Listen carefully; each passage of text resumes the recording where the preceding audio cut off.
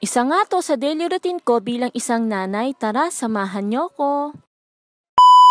Kasalukuyan nga ako nagluluto ng ulam nga na dadalhin ko sa school mamaya. Kami nga lang dalawa ni Sia ang nandito sa bahay at umalis nga si nanay kanina ng alas 9 para magpa-check up. Pagkabili ko nga nitong pork chop kanina ay agad ko naman siya binabad sa may kalamansi at patis nga. Ito kasi ang ulam na dadalhin ko nga mamaya sa school. Habang nagpiprito nga ako ay iniisip ko na kapag ka nga aalis na ako at wala pa rin si nanay ay talaga namang isasama ko na nga itong si Sia sa school. Nagdagan ko na nga rin ng 2 hotdog. Ito nga ang ulam ng mga anak ko. Pagkaalis nga ni nanay kanina ay naligo na nga rin kami ni Sia para naman maaga nga ako makapagluto at maaga rin ako makapag-prepare ng dadalhin nga sa school. Forward na nga tayo mga marit, nakaluto na nga ako pati nga itong sinaing. Sinimulan ko na nga sandukin itong ang kanin at ilagay nga sa kanilang mga baunan. At habang sinasandok ko nga itong kanin ay lalo nga lumalakas ang ulan. Medyo namumblema na nga rin ako kahit papaano kung paano ba kami ni Sia kapag sinama ko siya at umuulan. Nung umalis kasi kanina si nanay ay hindi pa umuulan at naisipan ko na nga lang na ilalagay ko siya dun sa bike. Iuupo ko na nga lang siya doon at itutulak ko na lang. Ang kaso nga ay habang nagluluto nga ako ay bigla nga bumagsak ang malakas na ulan. Kaya naman nananalangin na nga ako na sana nga ay dumating na nga si nanay para naman maiiwan ko na nga lang si Sia dito sa bahay. Pero alam nyo, napakabisa talaga ng prayer. Biruin nyo, after 10 minutes nga ay bigla nga dumating si nanay. Napakalakas ko talaga sa iyo, Lord. Kaya naman, thank you, Lord. Hindi na nga ako namumblema na dumating nga si nanay kasi may mapag-iiwanan na nga ako kay Sia. Pero kung sakali nga na wala akong mapag-iiwanan kay Sia, ay talaga naman pagbabaunin ko na nga yung mga anak ko at hindi ko na nga hahatiran ng tanghalian. May nanay kasi ako na pag-iiwanan nga kay Sia kaya naman okay nga lang na maghatid nga ako araw-araw ng tanghalian nila sa school. Kaya naman ang laking ang pasasalamat ko na meron pa nga akong nanay na pwede nga tumulong nga sa akin sa mga ganitong bagay. Sabi nga nila kahit nga anong tanda na natin ay hahanap-hanapin pa rin natin ang kalinga ng ating mga nanay. Anyway, balik na nga tayo sa ginagawa ko at baka kung saan pa tayo mapunta at mapaiyak pa tayo. Habang bino-voice over ko nga ito ay ngayon ko nga lang napansin yung manika nga ni Sia na nandito nga sa may lamesa at wala pang damit.